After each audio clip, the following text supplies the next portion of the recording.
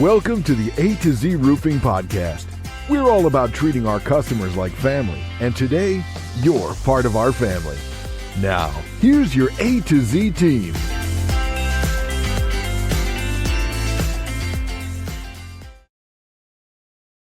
Hello, everyone, and welcome back to another episode of the A to Z Roofing Podcast. I am your co-host, Jeremy Wolf, joined by, of course, your hosts, Adrian and Christine Zullo. Guys, how you doing? Good. How are you? Good. Yourself? Doing really well. I'm doing even better now that you guys completed my roofing project. I must say, my hat's off to you and your team. I'll lead with that. You did a phenomenal job. The process was very seamless. I am very, very grateful and very satisfied with the experience I had with the team. I think at one point I don't have a big house, but you had like 15 guys over here and you just really kind of banged it out, knocked out the project. So thank you for a wonderful job, guys. You're welcome. Thank you, first of all, for being a customer and being a good customer, because that's also important. It helps the process as well on your end. And I'm glad you had positive feedback for us. So that's great. Yeah, for sure. So topic of the day, we live in South Florida. Obviously, we deal with hurricanes. We're just coming off the heels of Hurricane Milton. Our thoughts and prayers go out to all those affected.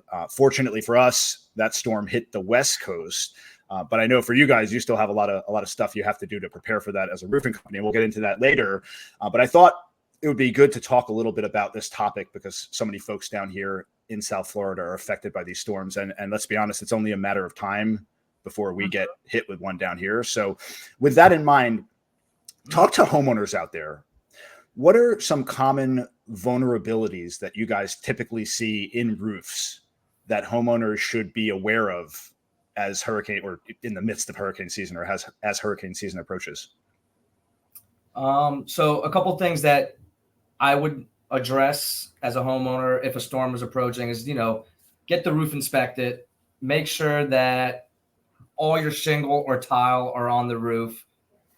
Because if you do have missing shingle or broken tile or missing tile, those become vulnerable areas where wind will penetrate underneath the roofing material, which will, it becomes a weak point on the roof. Okay.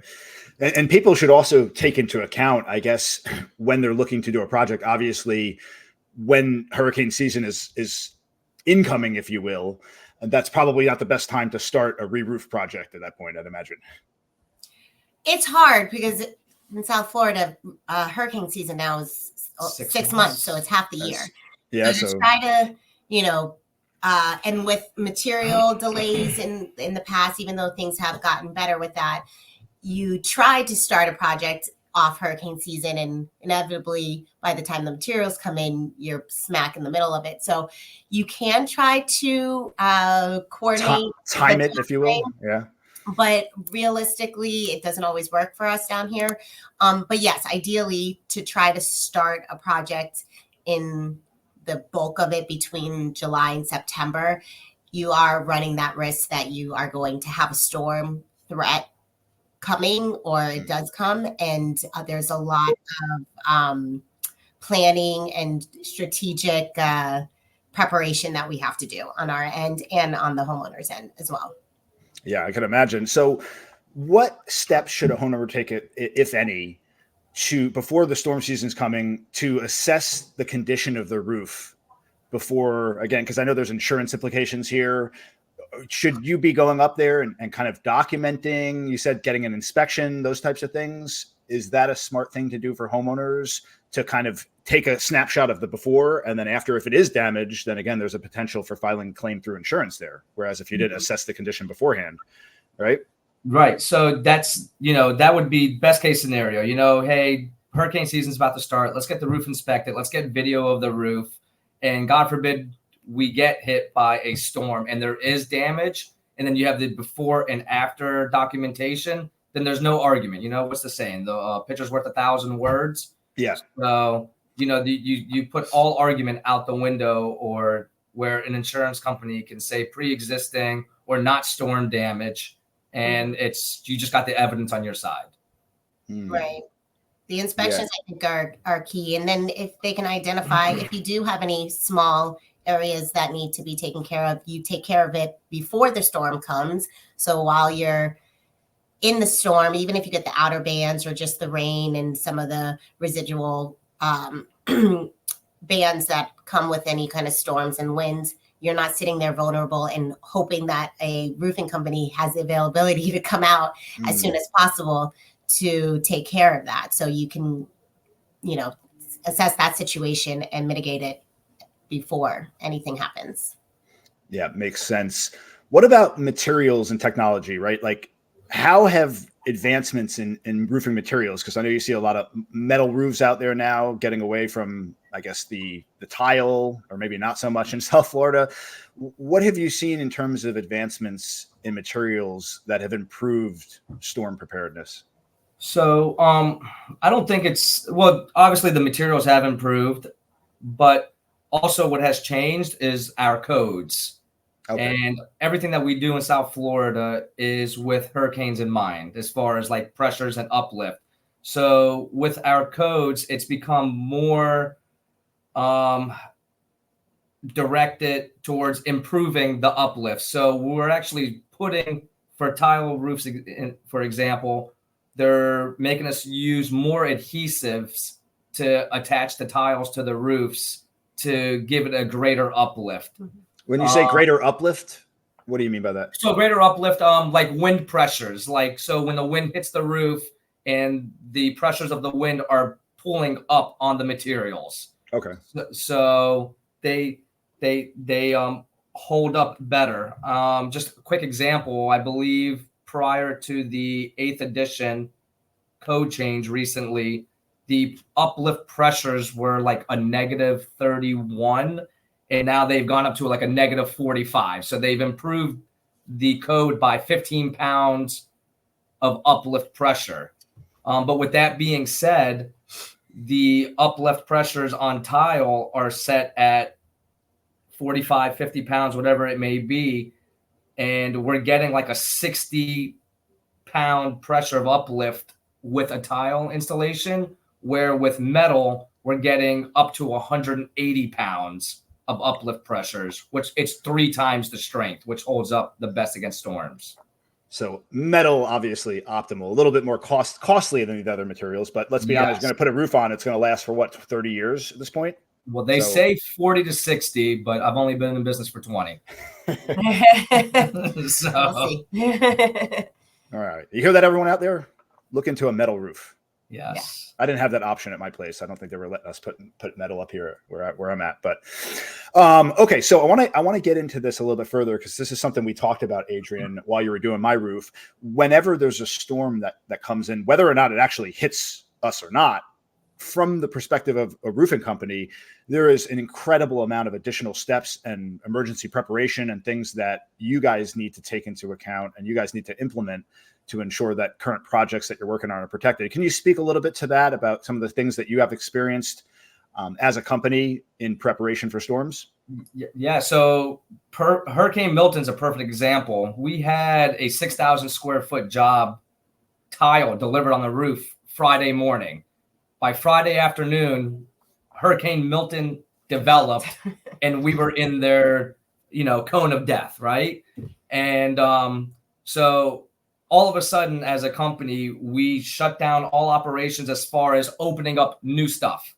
And we go right into job security mode, where we're securing all of our job sites. I believe we had a total of 39 job sites that were open, whether it be roof replacement or repairs, that we had to go around and secure.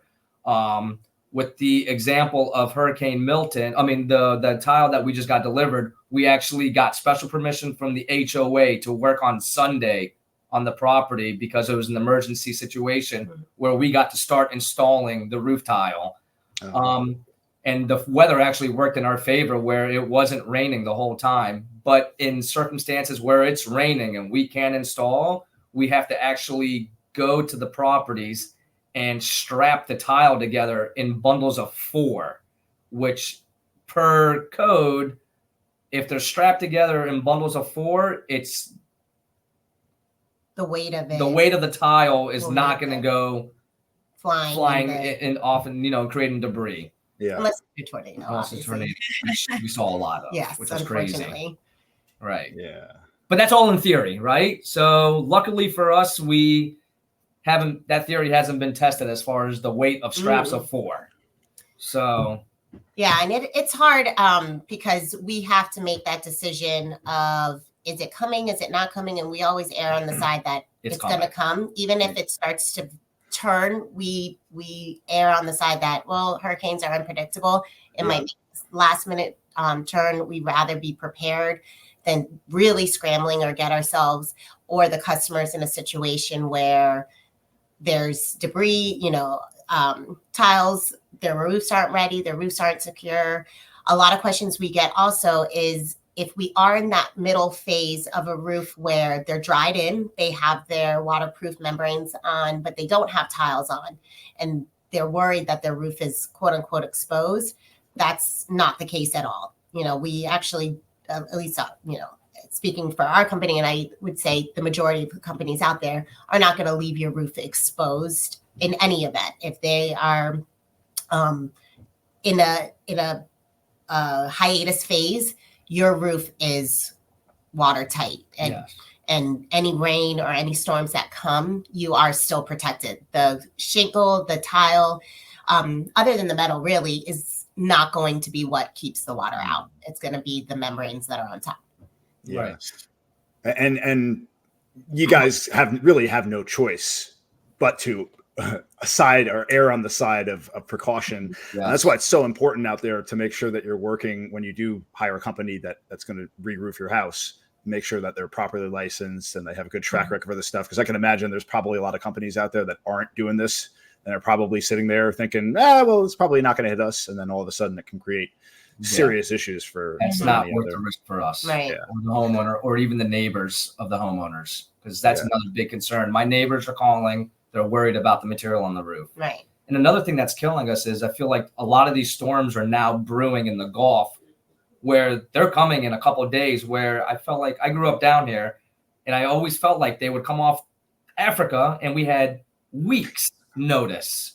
And now we're down to less than a week. It's like, oh my God, this is coming and it's coming fast. Right. Yeah. All right. Anything else that we missed here? Anything else you'd like to share about this topic before we wrap up? I think just, have that mindset of being prepared. Just like everyone goes out and cleans the shelves of Publix or any of the supermarkets of all their waters and their hurricane supplies and all of that. The toilet paper. The toilet paper, very important. But I think, don't forget about the exterior of your home, whether it's trimming your trees, a lot of branches.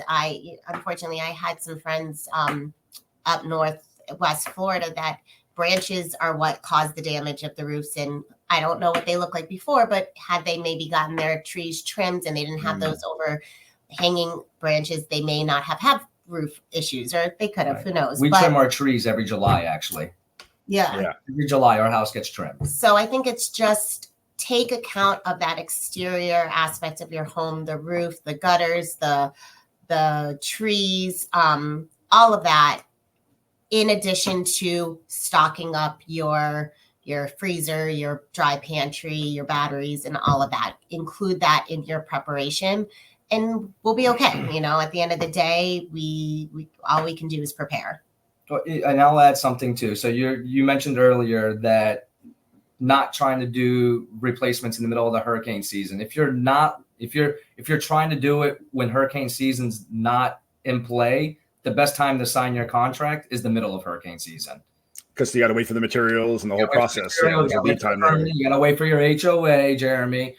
Right? Let's not go down that rabbit hole. You're right back to the middle of the hurricane season. So that's just timing is you can time it if you're really trying to avoid the storms or the threat of storms. You can time it. Yeah. So you hear that, everyone out there? Wink, wink. Now's the time. Pick up the phone, call A to Z, let them come out, do an assessment, get the ball rolling. And that way, if you start now, you'll have a new roof by early next year. Yes. And you'll be good to go. And you might as well throw in impact windows while you're at it. Because that's a huge thing. Why not? my name. All right, cool, guys. Well, always a pleasure. Thanks to our listeners for tuning in. If anybody out there has any topics that they'd like us to address, please drop those in the comments below. And don't forget to like, subscribe, and we will look forward to catching everyone next time on the next episode of the A to Z Roofing Podcast. Everyone take care. Thank you. Always a fun time. All right, bye. Thank you for joining us on another episode of the A to Z Roofing Podcast. We hope you enjoyed this deep dive into the world of roofing and that you're leaving with valuable insights and ideas to enhance your roofing projects. For more information, visit A2ZRoofingExperts.com or call 954-22-ROOFS. That's 954-227-6637.